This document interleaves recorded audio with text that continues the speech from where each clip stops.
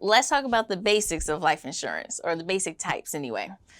Because majority of times when I speak to people or I'm having a conversation with a client, all they know is that there's term insurance and whole life. And a lot of times they'll think that whole life is the only permanent insurance that's out there. And a lot of times it's not even ideal for the average person, because whole life is the first kind of insurance out there and it's the most priciest, for lack of a better word, right? So there's two main types of life insurance that you're going to come across, and that's term insurance, which stands for temporary, and then there's permanent insurance that's going to cover you forever.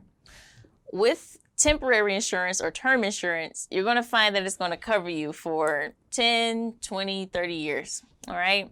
And then permanent insurance can cover you, say, age 100 or 120, whatever you prefer it to do. And when you think of insurance, you want it to cover you for whatever you have a responsibility for.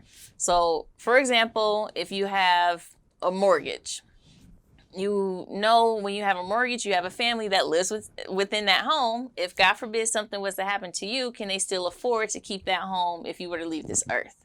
And if they can't, that's when you want a temporary insurance to cover that responsibility to your loved ones, so they don't have to be uprooted out and have to find some place else to live.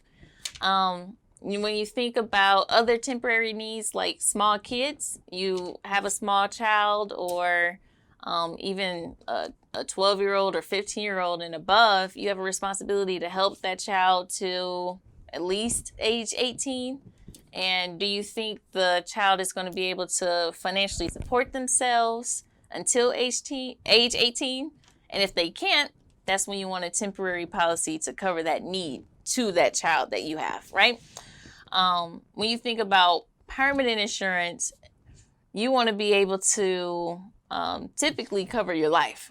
We all have lives to live, and we never know when we're going to leave this earth. And you want to make sure that when you do leave this earth, you're not leaving your loved ones with a financial burden of any kind, actually. So within those two main types of insurance, you're going to find other insurances within those. So the common term policy is going to cover your needs for, again, 10, 20, 30 years. And then you're going to find ROP. ROP stands for return of premium. Within return of premium, that just means all the premiums that you paid into that policy, whether it was for 10 years, 20 years, 30 years, they're going to pay you all those premiums back. God forbid, if something was to happen to you, they're still going to pay out your loved ones. But if you stay alive, you get all your premiums back. Beautiful place to be.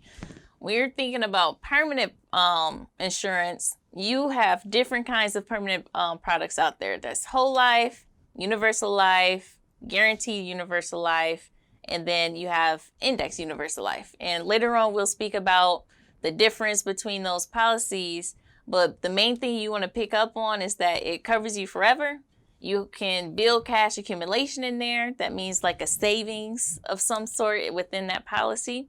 And you also have what's called living benefits with life insurance as well. If you haven't heard of living benefits, it's what comes with new life insurance. It's 2021, so living benefits is it's under 15 years old at this point. That means we don't have to pass away to use our life insurance anymore. We can use our life insurance while we're still living. And I'll touch on how that is later on too. But as long as we understand the basic kinds of insurance that's out there, term and permanent. And within those categories, there's subcategories. But we'll kick into more advanced stuff soon.